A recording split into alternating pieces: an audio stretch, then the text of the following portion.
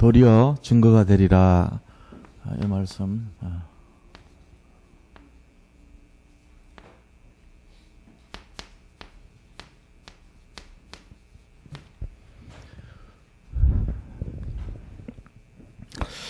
이번 주 우리가 나눈 말씀을 우리는 뭐 그거는 다 아는 내용이고요. 그래서 조금 서론적으로 이스라엘의 지금 새 절기에 대해서 이번 주 추수감사 우리 예배를 드렸습니다. 근데 새 절기 의미를 좀 보면은 첫째는 유월절이라 그러죠.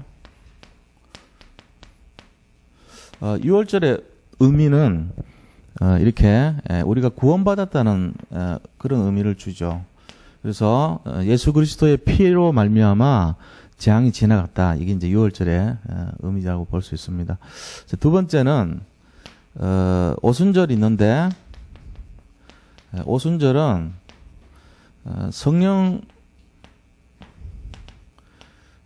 성령의 인도를 받는 것을 말하죠. 성령의 역사입니다.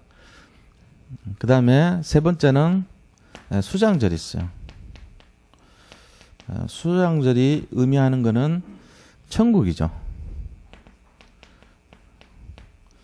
그래서 이 세 가지가 이렇게 우리 인생 전체를 나타내고 있는 모습이다. 이렇게 볼 수 있거든요. 그래서 이 세 가지 내용은 하나의 인생 여정이다. 근데 이 인생 여정 중에 그냥 이렇게 불신자가 살아가는 그런 것이 아니라 우리 믿음의 사람들이 가는 언약의 여정이다. 그렇게 볼 수 있어요. 그러니까 우리가 처음 예수 믿어 구원받죠. 일평생 살아가면서 성령의 인도를 받고 산단 말이에요. 그리고 죽어서는 이제 천국에 들어가는 겁니다.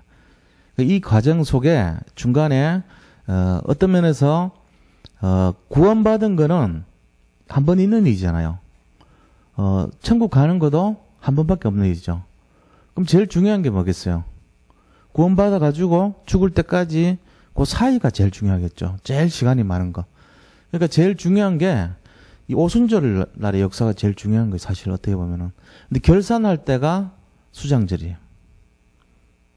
이제 이 의미를 좀 보셔야 돼요. 그러니까 지금 우리가 살아가는 거에 있어가지고 가장 우리가 신경을 써야 될 부분이 어디냐면은 영적 싸움이라는 거죠. 오순절 날 성령 충만이 제일 중요한 거예요. 마귀가 계속 공격하죠. 이 살아가는 동안.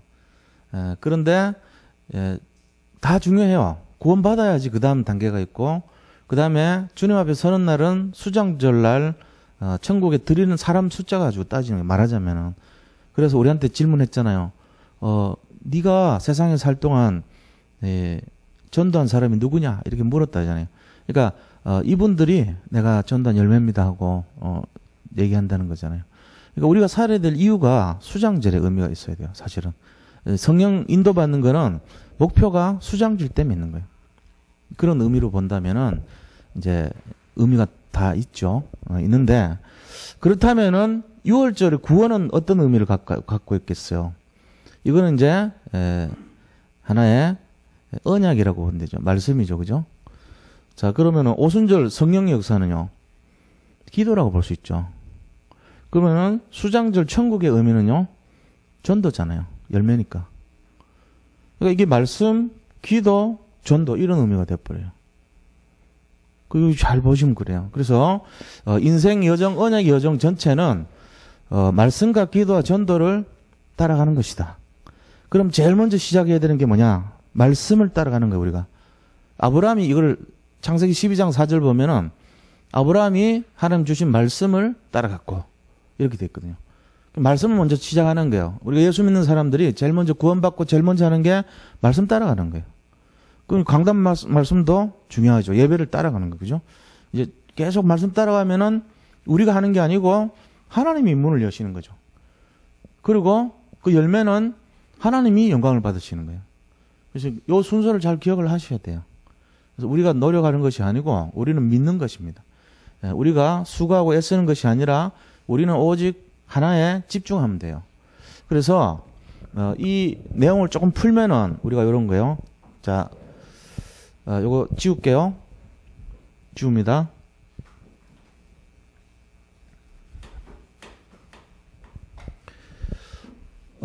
그래서, 우리가 알아야 될 중요한 세 가지 내용을 좀 알아야 돼요. 믿는 사람들이 알아야 될 세 가지 내용. 중요 내용이죠. 뭐를 이해를 하셔야 되냐면은, 제일 첫 번째, 우리가 집중을 하잖아요. 어디 집중합니까? 그리스도에 집중하죠. 예수 그리스도에 집중을 합니다. 신앙생활을. 집중하게 되면은 뭐가 어떻게 되죠? 첫 번째는요. 집중하게 되면은 각인된 것이 회복이 돼요. 어떤 각이냐면은 불신자 상태나 예수님 믿기 전에, 만나기 전에 나한테 각인돼 있던 거. 그럼 그게 뭐 다 상처죠, 뭐 이런 거. 그 다음에 이제, 내가 주인 돼서 살았던 모든 거예요. 그게 이제 나를 각인시키고 있는 거죠. 그래서 뿌리를 완전히 내리고 있어요. 내 체질이 돼 있어요. 염려 체질, 불신앙 체질, 인본주의 체질 다 있다고 봐야 되거든요. 그런 것들이 내 안에서 계속 각인된 것들이 이제 이게 회복이 돼요. 그러면은 이 각인된 것이 회복되면은 뭘 얻게 됩니까? 힘을 얻게 되죠. 하나님으로부터 힘을 얻어요. 그리고 힘을 얻으면서 우리 자신들이 어떻게 됩니까? 치유가 돼요. 치유되는데 뭐가 치유되냐면은 질병 같은 게 치유돼요. 또 상처가 치유돼 버려요. 염려가 치유되는 거예요. 그리고 뭐가 되냐면은 영적 문제가 없어져 버려요. 그러니까 힘을 얻으면은 질병이 치유되고 영적 문제 없어지고, 이게 이제 우리가 집중하는 이유잖아요.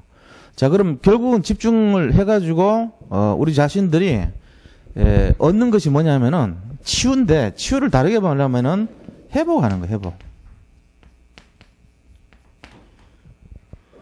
회복인데 뭐를 회복하는가 하면은 크게 보면은 중요한 것을 회복하는 거죠.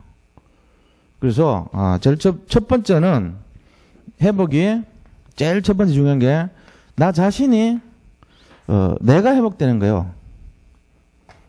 나를 살리는 회복입니다. 나 자신이 그리스도에 집중할 수 있고 진짜 오늘의 말씀기도 전도를 바라볼 수 있고 내가 정말로 이 만남의 축복부터 해서 말씀의 축복, 만남의 축복, 가정의 축복, 직업의 축복, 지역의 축복 다 받아야 될 거 아닙니까? 살아가는 일생 동안 그거를 누려야지 우리 자신들이 신앙생활에 제대로 된 거거든요. 그래서 내가 회복이 돼야 돼요. 그 다음에 뭐가 회복돼야 되죠? 나를 중심으로 하는 이 교회가 힘을 얻어야 돼요. 나도 교회지만 내가 다니는 이 모임을 교회라 그래요. 이게 힘을 얻어야 된단 말이에요. 그리고는 이거 힘 얻으려면 뭐 해야 돼요? 우리의 삶이 회복돼야 됩니다. 삶을 다르게 보면은 경제라 그럴 수 있어요. 경제도 삶이에요. 이게 회복하는 거예요. 그러니까 그리스도를 집중하면 일단은 힘없고 질병이나 모든 영적인 것이 치유되면서 그 다음에 회복으로 들어가는 거예요. 그게 치유되니까. 그래서 나를 살리고 교회를 살리고 내 삶을 살리게 된다는 거예요. 이게 이제 중요한 열쇠입니다. 지금 말씀드린 세 번째는 어떻게 되냐면은 이 근본적인 이 살리는 것이 어디에서 나와야 되냐면은 하나님의 힘으로 해야 돼요. 내 힘으로 하는 게 아니고. 내 힘으로 하는 거는 나의 능력, 실력 이걸로 이제 하는 건 한계가 있단 말이에요. 근데 그거를 하나님이 원하는 게 아니에요. 하나님이 우리에게 주시려고 하는 거는 도저히 이해할 수 없는 거, 그거를 주시려고 하는 거예요. 그걸 가지고 뭐라냐면은 하나님의 창조의 능력을 우리가 사용하는 거예요. 이 능력이 있어야 돼요. 그래서 이 하나님의 창조의 능력을 우리가 사용하는 것을 재창조의 힘이라고 합니다. 재창조의 힘을 갖고 우리가 살아나야 되는 거예요. 이제 이런 부분들을 가지고 뭘 해야 되냐? 재창조의 힘. 자, 재창조의 능력을 가지고 하나님께서 우리에게 원하시는 재창조는 결국은 자, 어떻게 재창조해야 되냐? 우리 개인이 재창조돼야 돼요. 이 같은 흐름이잖아요. 다 그리스도에 집중해서 내가 각인된 거, 내가 회복이 되는데 내가 재창조되는데 내가 이 말이에요. 전부 다 내가 이걸 얻어야 된단 말이에요. 그래서 내가 그리스도에 집중해서 내 자신이 힘을 얻고 내가 그리스도에 집중해서 내가 회복이 되고 내가 그리스도에 집중해서 재창조의 힘을 회복해야 된다는 얘기예요. 이게 이제 중요한 열쇠라는 거예요. 그래서 왜 6월절, 오순절, 수장절이 중요하나 하는 것은 언약의 여정인데 그 언약의 여정 중에 제일 중간에 있는 오순절날의 역사가 제일 중요하잖아요. 구원은 받았고 열매는 나중에 결산하는 거니까 지금 여기가 제일 중요하단 말이에요. 지금이 하나님의 역사를 받아서 내가 성령의 인도를 받고 성령의 역사를 누리지 못한다면 아무 힘없는 사람 돼요. 그래서 우리 자신이 중요하고 내가 중요하고 지금이 중요한데 그 시간표를 가지고 이런 눈을 바라보지 않으면은 안 되게 돼 있다는 겁니다. 그래서 우리 자신들 그리고 뭐 해야 됩니까? 마찬가지입니다. 교회가 재창조돼야 돼요. 그리고 마지막으로는 그 힘으로 전체 뭐죠? 나와 교회 그리고 이거를 하나님이 가장 기뻐하시는 거 그거를 재창조해야 돼요. 전도에 대한 것을 재창조의 눈으로 바라보셔야 됩니다. 그래야지 뭐 하냐면 사람 살리는 거예요. 결국 재창조는 내 힘이 아니고 하나님의 힘이다. 그런 내용입니다. 요게 우리 잘 기억을 하셔야 될 세 가지입니다. 왜 그리스도에 집중을 하냐? 요새 뭐 집중 신학은 뭐 얘기하고 많이 집중 얘기 많이 나오는데 결국은 각인된 거 치유시키고 우리 속에 있는 영적 문제를 완전히 깨끗하게 만들어주는 거예요. 각인. 그거를 치유하기 위해서는 그리스도에 집중하는 거예요. 그럼 거기서 오는 것이 회복이란 말이에요. 그 회복뿐만 아니라 그 다음에 완전히 새롭게 만들어버려요. 재창조의 능력으로. 이거를 만들어가는 것이 6월절 이후에 오순절 성령 역사를 따라서 수장렬을 향해서 가는 우리의 삶이란 말이에요. 그게 인생 언약의 여정이라는 겁니다. 이런 시간표와 그림을 딱 보면서 우리가 어떻게 인도받아야 되겠다. 그런 내용을 갖고 살아야 됩니다. 자, 그럼 오늘 이런 시간표 속에서 지금 요즘 모습이 이제 마지막 때라고 얘기를 많이 해요. 요새 살아가는 모습이 뭐 그 때와 시는 하나님 주권에 있지만은 거의 지금 마지막에 사인이 많이 일어나고 있어요. 전 세계적으로 그래요. 우리나라뿐만 아니라 전 세계적인 모습 속에 보면은 뭔가 마지막 때를 향해서 가는 얼마 안 남은 것 같은 그런 모습이 너무 이렇게 보이고 있다는 거죠. 그래서 오늘 마지막 때에 대한 예언이 돼 있잖아요. 근데 그 부분에 대해서 첫 번째 뭐라 그럽니까? 도리어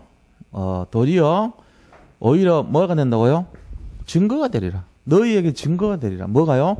마지막 때 이 모습이 오히려 너희에게 증거가 되리라. 무슨 증거가 돼요?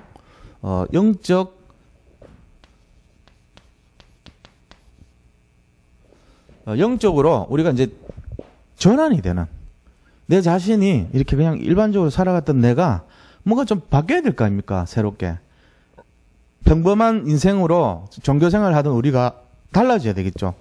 그래서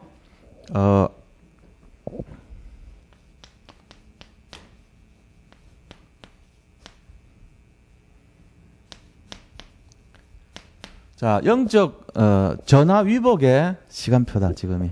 그렇게 보셔야 돼요. 우리를 다시금 아까도 말씀드렸듯이 개인 재창조의 시간표 이게 말하자면. 그래서 오늘 보면은 5절 6절 내용이 나옵니다. 자, 5절에서 6절 말씀 중에 보면은 뭐라고 되어 있습니까? 사람들이 지금 전부 이렇게 성전이 굉장히 아름답다고 그렇게 얘기를 합니다. 그래서 많은 이렇게 헌물, 장식으로 지어졌다고 그렇게 얘기를 하죠. 이 성전에 대해서는 제가 저번에 말씀드렸잖아요. 세 가지 성전이 있어요. 첫 번째 성전은 헤롯 성전이고 굉장히 6조의 가치를 들여가지고 지은 성전이에요. 6조가 아닙니다. 60조. 그럼 어마어마하게 비싼 거죠. 그죠? 60조면은. 그런 성전의 모습 속에 마지막 솔로몬의 모습 보면은 오직이 안 된 모습이에요. 굉장히 화려했는데 다윗의 중심은 좋았는데 오직 되지 않은 그런 성전의 모습 아닙니까? 그렇다고 뭐 솔로몬 성전이 나쁘다고 할 수는 없죠. 이제 진짜 어떤 완전한 축복이 있었지만 정말 주님을 바라보는 그 부분이 좀 안타까운 게 있는 거죠. 근데 이제 스룹바벨 성전은 저 포로로 잡혀갔다가 돌아와서 너무 힘든 상태예요. 가진 것도 없고 이렇게 좀 초라한 그런 성전을 말해요. 뭐 값어치로 따지면 얼마 안 되지 않은 그런 성전이죠. 그런데 이제 하나님이 그거를 기뻐하시면서 스스로 굳세게 할지어다 이러면서 용기를 이렇게 불어넣어 주죠. 너희들이 성전 지는데 옛날 성전에 비하면 너무 초라하다고 생각되지만 그렇게 생각하지 마라. 내가 너희들 기뻐하고 있다. 이걸 이제 얘기하는 성전이에요. 그런데 이제 헤롯 성전은 어떤 정치적인 이런 동기 목적으로 지어진 성전이기 때문에 여기서 아름다운 돌이라는 말이 다른 게 아니고 대리석이에요. 대리석을 가지고 굉장히 잘 멋있게 지은 성전이죠. 그러니까 이제 그러나 그 속에는 뭐가 없냐면은 믿음이 없는 성전이에요. 아무 의미가 없는 성전이죠. 자, 이런 성전에 대해서 예수님이 파괴될 것을 예언합니다. 돌 위에 돌 하나도 남지 않는다. 그래서 예수님이 성전이 무너질 것을 예언하십니다. 이 말은 AD 70년에 그 티도라고 하는 장군에 의해서 성취가 돼요. 티토스에 의해서. 그 사람 나중에 황제 되거든요. 로마 황제도 되는데 자기 아버지가 황제예요. 근데 이 티토가 와가지고 이 성전을 다 부셔버려요. 그 이스라엘이 망한 때가 언제냐? AD 70년, 기원 후 70년에 망했어요. 그러고는 전 23나라로 흩어졌어요. 디아스포라라고 그러죠. 그래가지고 언제 회복됐냐면은 1948년 5월 12일 날 다시 나라가 재건이 되죠. 그죠? 우리나라보다 3달 전에 해방이 아니고 그들은 이제 시작이 됐어요. 그러니까 만약에 우리나라가 발해가 2000년 뒤에 찾아와가지고 이거 옛날 우리 땅이었으니까 내 나라 말이 됩니까? 말이 안 되죠. 말이 안 되잖아요. 발해라는 나라가 어느 날 우리한테 와서 야 북조선 니네 나가 여기 원래 우리나라였어. 북한 보고 김정은이한테 찾아가가지고 하면은 총 맞아 죽을까. 그죠? 근데 그게요 합법적으로 이루어졌어요. 이 유엔에서 투표했다니까요. 이스라엘이 건국하는 것 찬성과 반대 전부 이 라디오 방송국 앞에 서 있어요. 그래가지고 어느 나라 찬성 그러면 와 하고 어느 나라 반대 그러면 와 하고 뭐 이런 그런 분위기로 해가지고 33대 10인가 그렇게 되고 기권 5표 나오고 해가지고 마지막 공표할 때 난리가 나는 거예요. 이스라엘 민족이. 물론 다 이제 그 유대인들이 미국하고 전 세계 나라들을 다 이렇게 로비를 했겠죠, 그죠? 어마어마한 돈을 썼습니다. 그때 표 하나 얻으려고. 그래서 거의 다 돈으로 샀다고 보면 돼요. 그 표들. 그리고 이제 정치적으로 이렇게 눌렀겠죠, 그죠? 그래가지고 그거를 다 나라를 일으켰어요. 그게 다 새 조직에서 시작한 내용들이. 그 한데 로스차일드 가문이 많이 힘을 썼어요. 건국할 때. 뭐 프리메슨 조직이었죠, 그죠? 그러니까 이스라엘이라는 나라가 그렇게 해서 세워진 나라예요. 말도 안 되는데 강탈한 거죠. 객관적으로 보면은 팔레스타인은 굉장히 억울한 거예요. 실컷 살다가 보는데 돈 없고 빼고 능력 없는데 어느 날 힘 있는 놈들이 돈 주고 땅 다 사가지고 우리나라다 이렇게 하는 거예요. 만약에 중국이요. 제주도에 지금 5억 투자하면은 영주권 나오거든요. 원칙이 그렇게 돼 있어요. 그래가지고 5억을 투자해가지고 뭐 중국 돈 많은 사람들은 거기 있는 땅 닥친 대로 다 사요. 뭐 조금만 낸다고 하면 바로바로 팔려요. 그래가지고 한 60%를 중국 사람이 차지했어요. 만약에. 그러더니 얘들이 이왕 사는 거 다 사버리자 하고 전부를 다 사버렸어 그냥. 한 90%까지. 그래놓고는 이건 우리 땅이야. 만약에 그럼 뭐 할 말이 있냐고요. 주인이 중국 사람들인데. 자기들끼리 딱 연합해가지고 자기들끼리 막 자치적으로 막 뭘 만들어가지고 법도 만들고 막 해버리는 거예요. 자기들 땅이니까. 우리나라 말 안 듣고. 그러면 방법 없죠. 이제 그런 식이 된 거예요. 그래가지고 유엔에다가 제주도는 중국 땅이라 그래가지고 다 우리가 샀으니까 우리 거라 이러면서 투표 붙여가지고 33대 12 무효 5표 해가지고 제주도 우리 땅 이래가지고 넘어간 꼴 된 거예요 지금. 그게 이스라엘이에요 지금. 굉장히 억울하겠죠. 그러니까 막 힘없는데도 하바스인가 뭐 하다스인가 해가지고 조직해가지고 죽을 때까지 싸우고 하죠. 근데 이제 여론은 저 사람들 왜 그러냐 이스라엘 가서 잘 괜찮게 사는 놈들 이렇게 나와요 사실은. 힘없으면 그래 되는 거예요. 무슨 얘기냐. 이 이스라엘이 파괴된 때가 AD 70년 이후로 전 세계 흩어져가지고 나라 없이 그렇게 하도 시달려가지고 억지를 썼단 말이에요, 이 사람들이. 근데 그게 억지가 아니고 하는 말씀 성취된 거예요. 놀랍게도. 있을 수 없는 얘기가 사실 일어날 거죠, 기적이. 그러면서 마태복음 27장 5절 말씀처럼 내 예수님 죽인 그 죄를 후손들에게 돌리라. 그 죄값이 얼마나 크냐면은 600만 명이 가스절에서 죽고 전 세계 23개국에서 2000년 동안 흩어져 갖고 고통받은 나라가 없었어요, 지금까지. 그리고는 회복이 된 거예요, 예언대로. 그게 이스라엘이에요. 이상한 나라예요, 이거 보면은. 그러니까 우리가 그거 하나만 보더라도 예수님 뭐가 있다, 이거 느껴야 돼요. 분명히 뭐 있단 말이에요. 그런데 이런 성전 파괴도 이렇게 멋있게 지어서 46년 동안 지은 이 의미 없는 성전이 파괴될 것이다, 이렇게 예언한 거예요, 예수님께서.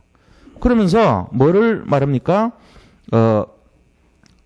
대리석, 아름다운 대리석으로 지은 아름다운 돌, 이것도 의미 없고, 그 다음에 거기 있는 장식, 이 지붕이요, 황금을 다 씌워놨어요. 지붕을. 문을요, 황금으로 다 씌워놨어요. 그 지붕하고 문에다가 황금 장식, 황금 도금을 해놨거든요.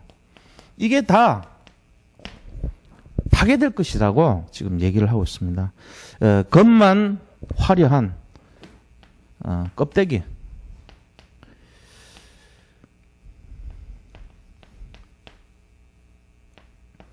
이 껍데기를 강조한 의미 없는 성전에 대해서 이제 경고하는 거죠.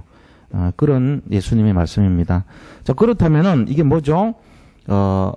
결과적으로는 지금 이 성전의 말씀이 어떻게 됐어요? 그대로 성취됩니다. 돌 위에 돌 하나도 남지 않고 다 파괴돼 버려요. 그리고 멸망에 가증한 것이 이 성전에 자리 잡거든 도망가라, 이런 예언 나오잖아요.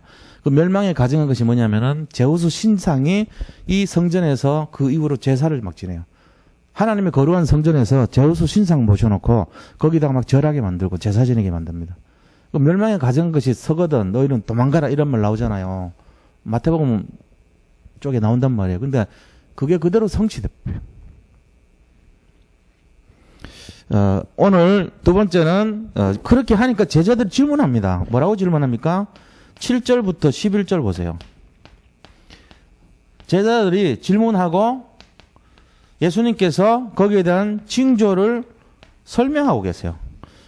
무슨 질문을 하시냐면은 이 때가 언제 일어납니까? 그걸 물었어요. 때. 멸망의 때를 물었습니다. 물론 이스라엘 사람들은 성전이 무너졌다는 걸 얘기했지만 예수님께서는 인류의 마지막 때를 또 얘기한 거예요, 사실은. 이 성전을 빗대가지고 앞으로 멸망의 때가 올 것이다. 근데 그 징조란 것이 여기 나오는데 뭐라고 되어 있습니까? 징조를 설명해요. 마지막 때 징조. 보면은 거짓 선지자를 쭉 얘기합니다. 너희가 이런 징조를 받을 것이다. 8절부터요. 미혹을 받지 않도록 주의하라. 많은 사람이 내 이름으로 와서 이르되 내가 그라 하며 때가 가까이 왔다 하겠으나 그들을 따르지 말라. 거짓 선지자들이 나눠가지고 막 우리 다민 선교회니 뭐 이런 식으로 막 마지막 때라고 막 얘기하고 그러잖아요. 그런 식으로 이제 일어난다는 거예요. 여호와의 증인도 알고 보면요, 종말론에서 시작됐습니다. 몇 월 며칠 종말 온다 그래가지고 사람들이 전부 집 팔고 논 팔고 땅 팔아가지고 다 모았어요. 그래서 산에 올라가가지고 하나님 기다렸는데 안 온 거예요. 그러니까 아직은 아닌가 보다. 잘못 알아들어가지고 자기들이 다시 모여서 모인 것이 여호와의 증인입니다. 그런 종말론적인 해가지고 이단된 게 되게 많아요. 알고 보면은. 다민선교회도 다가올 미래에 대한 이래가지고 했는데 이름 바꿔고 지금도 있어요. 그 잔재들이. 그 때와 시는 하나님밖에 모릅니다. 그런데 우리가 징조는 알 수 있잖아요. 정확하게는 모르지만 첫째는 지금 예언한 게 거짓 선지자. 거짓 선지자를 조심하라. 그러면서 처처에 큰 지진 그랬어요. 그냥 지진이 아니고 큰 지진. 자, 최근 10년 사이에 큰 지진이 굉장히 많이 일어납니다, 지금. 한태평양 조산대라고 하는 이 칠레에서부터 쭉 해가지고 열도가 있거든요. 일본이 끝이에요. 칠레에서 시작해가지고 저 북아메리카, 그 남쪽은 칠레 아닙니까? 북쪽은 어디냐면 LA하고 밑에 캘리포니아 이쪽을 끼고 돌아요. 그래가지고 쭉 돌고 저 열도로 해가지고 그 다음에 이 위쪽으로 오면은 산림부터 일본으로 거쳐가고 이렇게 쭉 활처럼 하는 게 그걸 환태평양 조산대라 그래요. 밑에는 뭐가 있냐? 전부 화산이 다 있어요. 거기서 이렇게 전부 화산 활동 계속 일어나는데요. 지금 보면은 꽤 큰 지진들이 많이 났어요. 일본에 거의 9.10 정도 지진 강도 10 가까이 된 거는 이거는 굉장한 거거든요. 그러니까 원자력 발전소를 깨볼 정도면은 보통 강한 것이 아니죠. 거의 뭐 마지막이라고 볼 정도로 최고 강한 걸 때린 거예요. 근데 지금 그런 게 앞으로 5년 안에 또 일어날 가능성이 있대요. 일본 같은 경우. 일본은 지금 어떻게 될지 몰라요, 사실은. 거의 잘못하면 이렇게 지금 뭐 활화산 막 갑자기 일어나고 이번에 뭐 터지고 이런 게요. 전혀 무관한 게 아닙니다. 후지산도 알 수 없다 그럽니다, 지금. 그리고 저쪽에서부터 계속 터지고 있어요, 지금. 이번에 하와이에서 터져가지고 민가까지 내려갔어요. 그런 일들이 옛날하고 다르게 큰 지진이라고 했어요. 큰 지진과 기근. 아프리카 보세요. 지금 엄청나게 굶주립니다. 기근과 그 다음 뭐죠? 전염병. 요새 와서 느끼는 거 없어요? 이상하게? 전염병. 뭐 사스, AI. 이제는 AI라는 게 그 어바이스 이렇게 인스펙션인가 그런 약자인데 그게 뭐냐면은 조류에서 기인된 인플루엔자, 어바이스 인플루엔자예요. 바이러스인데 조류에서 시작된 독감이란 말이에요. 근데 그게요, 옛날에는 새끼리 옮겼는데 이제는 사람한테 옮겨요. 중국에서 127명인가 죽었어요, 이번에. 근데 그 AI가 지금 유럽에 요번 주간에 유럽에 지금 확 퍼지고 있어요. 독일, 프랑스 이쪽으로 다 확산되고 있어요, AI가. 사람에게 전염되는 AI가. 우리나라로 올 수 있죠. 우리나라는 지금 김제를 중심으로 해가지고, 전라도 쪽에 지금 확산되고 있어요. 김제에서 지금 2번째예요, 금년에. 사시사철 나온대요, 이제는. 옛날에는 특정할 때만 나오는데, 이제는 그런 게 없어요. 몇 달에 한 번씩 계속 나와요. 그래서 뭐 살처분하고 또 뭐 하고 계속 그래요. 이런 것들이 전 세계로 사람에게 번지는 쪽으로 철새가 이동하고 옮기게끔 돼 있어요. 그리고 에볼라라는 게 있는데, 이거는 지금 백신이 없어요, 문제는. 한 사람 감염되면 1100명한테 연결시켜요. 1100명한테. 잠복기가 21일이에요. 그러니까 21일 동안 지켜봐야 돼. 이 사람 움직이면은 1100명 또 조사해야 되니까 움직이지 못하게 가둬놓고 해야 되고. 그러고는 문제는 뭐냐면은 예를 들면 요번에도 이제 그 인도에 지금 한 명이 걸렸어요. 어제 걸렸어요, 어제. 근데 그 사람이 없다고 판정됐는데 나온 거예요. 그래가지고 이 사람은 90일 동안 남자들의 그 체액에서 나온 거예요. 90일 동안 3달 동안 남아있대요. 그거는 또 침하고 체액에는 3달을 지켜봐야 돼요. 보통 다른 거로는 21일 지켜봐야 되는데 뭐 그 어떤 성적인 생활이나 이런 거 할 때 3달 동안 지켜봐야 돼요. 그러니까 이 사람 사는 게 아니죠, 도대체가. 그런 일들이 한 사람만 발생하면은 그 사람의 체액이나 침이나 가래나 이걸 통해서 1100명 영향을 끼친다니까요. 자, 이게 지금 만약에 중국에 기 들어왔어요. 인도에 기어 들어왔어요. 그러면은 환경도 열악한 데다가 영향을 끼치면은 언제 했는지도 모르게 퍼졌는데 그거를 방치됐다. 만약에 한 명이라도. 그럼 그 1100명이 영향을 받는데 또 1100명이 영향을 받고 1년 지나면 다 번져버립니다. 근데 문제는 약이 없어요. 치사율이 처음에 90%였어요. 걸리면 다 죽는 거예요, 거의. 그래서 제2의, 그 패스트 있잖아요. 제2의 패스트다 이런 말까지 나왔거든요. 근데 다행히 지금 50%까지 떨어져 있어요. 이런 적이 없었잖아요. 패스트 이후로. 패스트 때 4천만 명 죽었습니다, 유럽에. 4천만 명. 지금 만약에 이게 확산은 안 되겠지만 요번에 미국 오바마 대통령이 6조를 신청했어요. 이 약 백신 개발하고 쓰는 약으로 6조를 신청했던 예산으로. 그런 약을 위해서 6조나 예산을 편성을 어제 신청했어요. 그러면 이 말이 뭔 말입니까? 지금 돌아가는 분위기가 심각하다는 얘기거든요. 약 때문에 그만큼 하진 않거든요. 그러니까 우리가 이런 내용들을 볼 때 지금 분위기가 어때요? 큰 지진가, 저 아프리카의 기근가, 그 다음에 전염병. 뭔가 쌓이는 오잖아요, 분위기가. 그러면서 또 뭐가 있냐? 나라와 나라의 소식, 전쟁.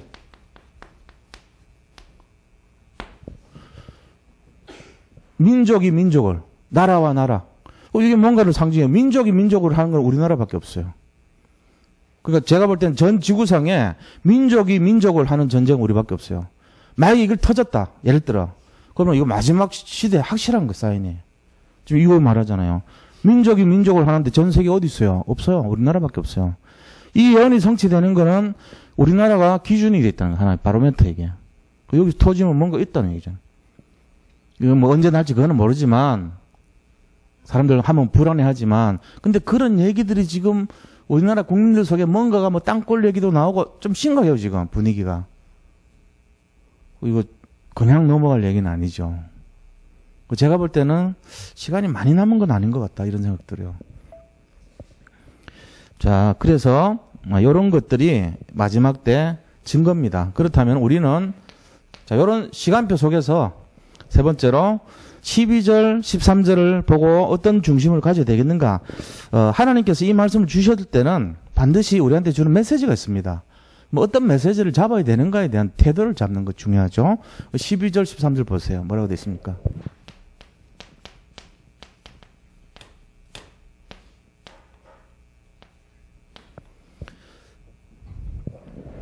이 모든 일 전에 내 이름으로 말미암아 너에게 손을 대어 박해하며 회당과 옥에 넘겨주며 임금들과 집권자들 앞에 끌어가려니와 이 일이 도리어 너희에게 증거가 되리라. 하나님께서는 이런 환난과 핍박과 어려움이 우리에게 도리어 증거가 되리라 그랬습니다. 결국은 이 예언은 뭘 얘기하냐면요. 전화위복의 축복을 주신다는 거예요. 그러니까 어떤 문제 때문에 우리가 고민하고 염려할 것이 아니라 이것이 이런 환난과 핍박이 오히려 너희를 영적으로 각성시켜 줄 것이다. 새롭게 할 것이다. 재창조로 너희 자신들 개인이 회복될 것이다. 이거 얘기하고 있는 거예요. 그 일 전에 뭐가 있다고요? 잡혀가요. 초대교회 때 성도들이 잡혀갔죠. 핍박이 있었죠. 어려움을 다 겪었습니다. 요즘 보면은 어제 기사 난 거 보면요. 뭐라고 되어 있냐면은 저 예루살렘에 통곡의 벽 안쪽에서 이 랍비가 4명이 기도하고 있었어요. 그런데 칼을 든 무장 모슬렘 팔레스타인이 모슬렘이잖아요. 들어와 가지고 랍비들을 다 죽였어요. 목을 베갖고 4명을. 그리고 사살됐어요. 이제 종교전쟁이 일어나죠. 그러면은 모슬렘하고 유대교가 이제 붙은 거예요. 뭐 안 그래도 붙었으니까. 근데 이제 휴전했단 말이에요. 얼마 전에. 휴전했는데 얼마 안 있어갖고 또 이렇게 시작된 거죠. 그러니까 모슬렘이요. 지금 유대인이 아니고 사실은 기독교인들을 없애려고 합니다. 아주 적대적으로. 그들이 들고 일어나서 기독교를 굉장히 어렵게 만들면은 굉장히 어려운 일이 일어나요. 이게 이제 여기에 나오는 내용이죠. 12절.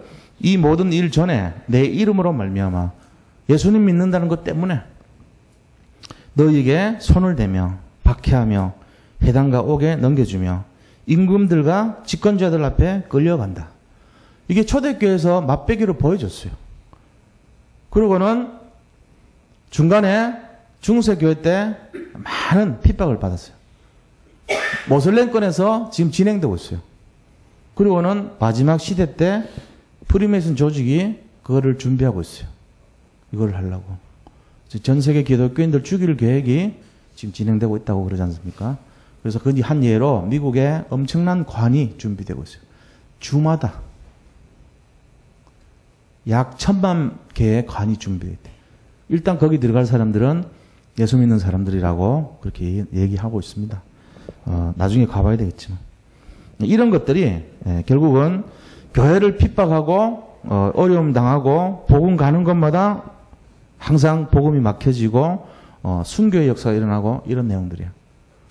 그 역사가 계속 지금 일어났어요. 아직은 실제적으로 전 세계적으로 일어나진 않았어요. 근데 이게 전 세계적으로 일어날 때 그때가 마지막인 거예요. 예언이 성취되면. 그 이제 사인이 저는 이제 보는 거예요. 만약에 이 말이 맞다면은 제일 확실한 사인이 뭐겠냐? 민족이 민족을. 우리밖에 없거든요. 그렇다고 뭐 저 아프리카의 부족끼리 전쟁하는 거를 민족이 민족을 그럴 건 아니거란 말이에요. 민족이 민족을 정도 쓰려면은 적어도 독일, 동독하고 서독이 싸운다든지 아니면은 뭔가 북왕국 이스라엘하고 남하고 유다가 싸운다든지 이랬어야 되는 건데 그거 다 없어졌거든요. 이제 유일하게 남은 민족 하나밖에 없어요. 한민족, 북쪽 한민족, 남쪽 한민족 이거밖에 없어요. 그게 딱 기록돼 있어요. 성경에. 그리고 잘 봐야 돼요. 하여튼 그냥 말씀 아닙니다. 자, 두 번째입니다. 그럼 우리가 이때 뭘 해야 되냐?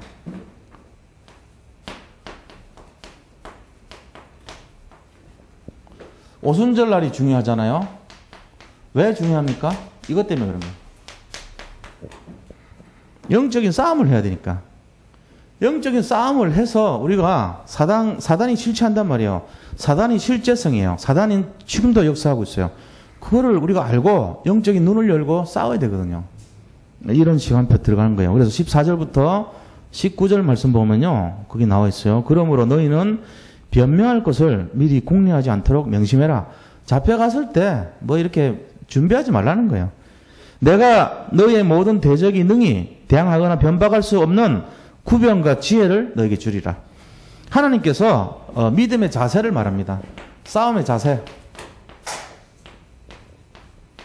어떤 자세로 얘기를 하냐면 14절로 19절 말씀 보니까 첫 번째는 맡기라는 거예요. 너희가 하려고 그러지 말고 나한테 다 맡겨라. 그러면 내가 너희에게 지혜와 구변을 주겠다. 구변이라는 것은 말솜씨입니다. 내가 너희들한테 그 어떻게 말해야 될지 지혜도 주고 말솜씨도 주고 다 주겠다. 그러니까 결국은 두려워하지 말라 이 말입니다. 두려워하지 말라. 두려움을 버리고 그리고 어떻게 해요? 하나님이 내가 너희를 보호해 주겠다는 거예요. 이게 이제 하나님께서 우리에게 주시는 약속입니다. 마지막 날이 있지만 지금 뭐 해야 되냐 이거예요. 믿고 맡기라는 거예요. 걱정하지 말고 두려워하지 말고. 그런데 어떻게 하냐고요? 확신을 가져야 돼요. 요한복음 16장 33절. 세상에서는 환난을 당하나 담대하라. 내가 세상을 이겼노라. 이걸 딱 잡고 승리 확신을 가지고 나가야 되는 거예요. 우리가. 자, 결론을 말씀드리겠습니다. 결론을 말씀드린다면은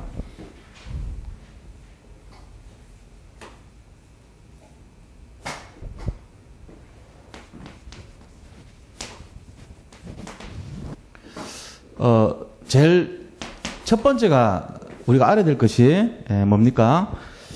사단이 있다는 걸 알아야 돼요. 사탄. 왜냐하면은 오히려 전화위복의 기회가 된다는 말은 우리가 지금 뭘 하고 살고 있냐면은 뭔가 좀 이렇게 사단이 원하는 쪽으로 자꾸 살고 있다는 거예요. 그러니까 하나님이 어떤 사건을 딱 주시면서 그거를 좀 변화되기를 원하시는 거다 이 얘기죠. 근데 사단이요 갖고 있는 제일 좋은 점이 뭔지 아세요? 사단의 유일한 장점이 있어요. 한번 생각해 보시면 그래 사단이 갖고 있는 장점이 있어요. 유일하게. 그게 뭐냐?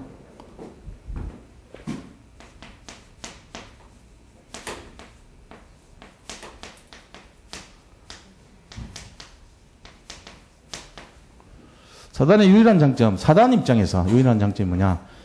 지극히 성실해요. 도저히 인간이 따라갈 수가 없을 정도로. 그러니까 전부 위협을 느낀다니까 사람들이.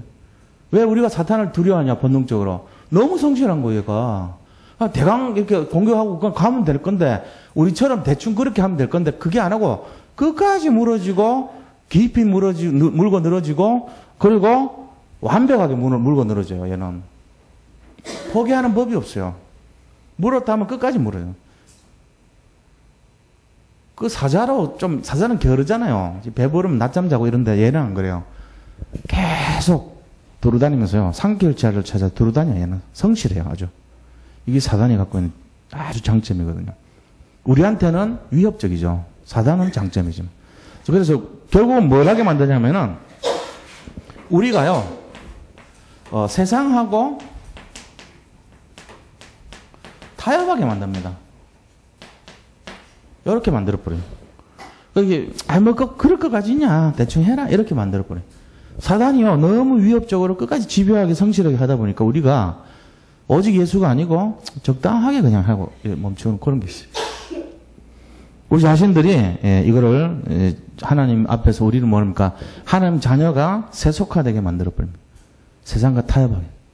그렇게 하고는 두 번째는 뭐 하게 만드냐면은 침묵하게 만듭니다.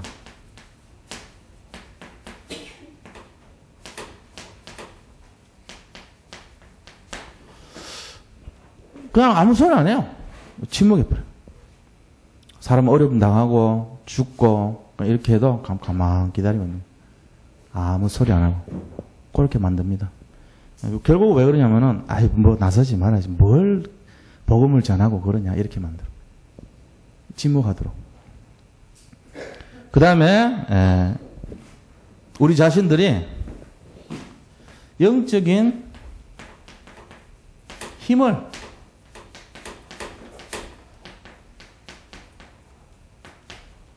다 뺏겨버려요. 무력화시켜요. 그러니까 아무 능력 없는 그런 사람을 만들어버려요. 사단이 갖고 있는 게 여기 뭐냐, 요걸 가지고 종교 생활이라고 합니다. 아무런 능력 없는 종교 생활하는 사람으로 만들어버립니다. 진짜 내가 성령을 가진 사람이고 복음이 있는 사람이고 정말 내가 답이 있다면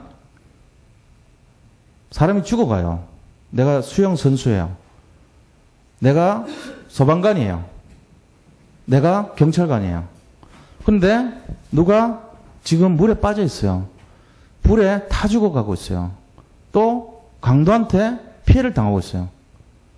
그런데 내가 뭐라고 하냐면 저 사람 알아서 하겠지. 내가 뭐 지금 그냥 나왔는데 뭐 내가 지금 근무 외 시간인데 뭐 내가 뭐 이런 식으로 만든다. 대강 철저히 하는데 대강 철저히 그렇게 살아요. 철저히는 남들한테 보이는 모습으로 철저히, 실제적인 알맹이는 대강. 요게 이제 군대에서 생활할 때 쓰는 요령이잖아요. 너무 앞에 서지 말고 너무 뒤로도 가지 말고 대강 철저히 살아남아라. 그렇게 한다. 세월은 간다.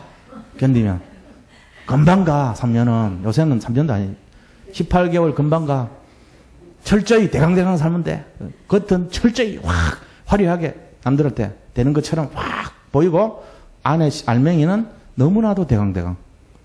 그게 지금 세월호 사건이고요. 우리나라 모습이에요. 그 군대에서 배워가지고 그렇게 사는 거예요, 전부. 해경, 뭔 내가 나서냐. 누군가가 명령 내리겠지. 그리고는 전부 발뺌해. 실제로. 해야 될 일을 전부 안 해놓고는 말을 안 해요. 내가 뭐 그럴 줄 알았나. 이렇게 나온다니까. 거기 고지식한 사람이 없어요. 겉은 대강 자기 한 거 없다고, 내가 뭐 했습니까? 당연히 해야 되죠. 제 부족한 거 도성입니다. 이런데 속은 진짜 철저한 사람이 되면은 그 사람은요, 그게 낭중지추예요. 송곳이 주머니에 넣어놔도 언젠간 찌르고 나와요. 실력이 드러나게 돼 있어요. 근데 우리나라는 무딘 송곳에다가 이거를 뭘 써먹을 때가 하나도 없는 송곳같이 된 게 찔러 나오니까 천년만년 있어도 뚫고 나오질 않아. 뚫고 내도 쓸 데가 없어. 이게 이제 세속화거든요. 기독교인이긴 한데, 문의는 기독교인인데 세상하고 타협하고 살고, 다른 사람 죽어가도 아무 말 안 하고 침묵하고, 그 다음에 영적인 힘 하나도 쓸 줄도 모르는 그 종교생활을 하고 있는 거예요. 겉은 필요할 때 순발력을 발휘해서 굉장히 화려하게 꾸밉니다. 내가 이런 사람이야 하고, 알맹이는 하나도 없습니다. 그러니까 사단이요, 얼마나 성실한가. 굉장히 성실하단 말이에요. 이거를 이제 잘 알아야 돼요. 자, 그렇다면은 우리는 그럼 어떻게 해야 되겠냐? 이거를 우리가 대항을 해서 싸우려면 영적 싸움을 하려면 어떻게 해야 되냐? 그래서 제일 중요한 게 진짜 집중이라면 집중. 집중. 어디에 집중하냐? 그리스도에 집중. 복음에 집중. 정말로 말씀에 집중. 그리고 기도에 집중. 전도 집중. 요게 답이에요, 사실은. 그러니까 우리가 대강 하는 거는 자기 이름 유명세 드러내는 거, 자기 실적 나오는 거 이런 건 대강 하시면 돼요. 그거 너무 강조하면 좀 엉터리같이 보여요. 근데 진짜 실속은 내가 그리스도에 집중하고 복음의 결론 내고 말씀 기도 전도 따라가고 정말로 사단을 능가할 만큼의 성실함을 가져야 돼요. 그게 진짜란 말이에요. 그렇게 하는 사람이 이길 수 있어요. 그러면 저절로 어려운 사람 보면은 자기가 저녁 식사하러 왔더라도 서방관 아니지만 서방관의 일을 할 수 있어요. 그때 서방관인데 중국집에서 불이 났거든요. 사람들 다 대피시킨 사람이 있었거든요. 실제로. 그걸 한단 말이에요. 근데 경찰관들 들어와서 압수수색하려고 할 때 누구 납치된 거 이렇게 찾는 그 일을 하는데 와서 여기 뭐 어린애 혹시 집에 있어요? 이러고는 이렇게 어린애는 안에서 벽장 안에서 지금 막 입숨 이렇게 탁 막혀가지고 막 하면서 신음소리를 내면서 죽어가고 있는데 살려주세요 하면서 하는데 들어와가지고 없지요? 예 알았어요. 그럼 문 닫고 나가버려요. 그런 경찰관들 안 되잖아요. 그 이제 나와가지고는 어디에서 어디까지 정확하게 수색 났습니다. 이러고 철저히 내용은 대강 이런 식으로 하면 큰일 난다니까요. 그게 아니고 좀 무식한데 죄송합니다. 오늘 좀 검문이서 왔습니다. 하고는 구석구석 다 뒤져보고 거기는 왜 들어가요? 그러면은 죄송합니다. 그러면서 열어보고 그래가지고 발견하고 잡고 이런 경찰관 돼야 돼요. 사단은 그렇게 하는데 우리는 안 하거든요. 그래서 그렇게 하면 안 돼요. 그럼 집중하고 그 다음 두 번째 뭐 해야 되냐? 오직 돼야 돼요. 오직. 이거 뭐 같은 말이에요. 집중이나 오직이나 이거밖에 답이 없어요. 집중, 오직. 그 다음에 세 번째 뭐 해야 되냐? 집중과 오직 했으면은 결단해야 돼. 결단. 이게 다 같은 내용이에요. 그러니까 영적 싸움을 하는데 대강하면 안 된다는 얘기죠. 이게 결론입니다. 그래서 문제 사건을 보는 눈을 바꿔야 됩니다. 어떻게 해요? 하나님의 계획이 있다 분명히. 거기서 뜻을 찾고 하나님의 계획을 찾아야 돼요. 문제를 바라보는 눈, 뜻과 계획 속에서 오히려 영적인 성장의 기회, 영적인 축복의 기회로 바꿔야 됩니다. 이게요, 오직 해야 되는 이유가 거기 있어요. 오직 하면은 보여요. 그냥 안 보여요. 오직 하면은 뭐가 보이냐면은 왜 이런 문제가 일어났을까? 왜 이 문제가 나한테 지금 임하고 있을까? 하나님의 계획은 무엇인가? 하나님의 뜻이 뭔가? 그걸 딱 발견해요. 발견하면은 흑암이 떠나버려요. 발견한 순간. 도덕이야! 해버리면 되거든, 그때. 내가 무슨 능력이 있어서 도망가는 게 아니고, 그 말을 하는 순간, 사단은 더 도망가게, 그렇게 약속이 돼 있어요. 사단은 물러가라! 예수님 이름으로 물러가라! 하면 물러가게 돼 있어요. 그것처럼. 그래서, 사건 문제가 나한테 임했다고 생각되거들랑, 집중하는 이유. 집중 뭐라고요? 각인 치유하고, 질병 치유하고, 영적 문제 치유하는 거라 그랬잖아요. 집중해야 돼요. 그 다음에, 뭐 한다고요? 오직 해버리면 돼요. 오직 하면은 똑같은 역사가 일어납니다. 그러면은 그 뜻을 가지고 내가 결단을 하는 거예요. 나의 성실함을 가지고 결단해버리면 열매가 맺어져요. 인생이. 바뀌는 거예요. 예, 이게 중요한 내용들입니다. 이거를 잡고 잠깐 우리 같이 한번 기도하겠습니다. 하나님 감사합니다. 참으로 우리의 발걸음을 인도하시고 정말 하나님의 계획에 집중할 수 있는 믿음을 허락하여 주옵시고 오직 그리스도에 집중하여 영적 싸움에 승리할 수 있도록 인도하여 주옵소서. 하나님께 모든 것을 맡기고 의탁하오며 살아계신 예수 그리스도 이름으로 기도드립니다. 아멘. 우리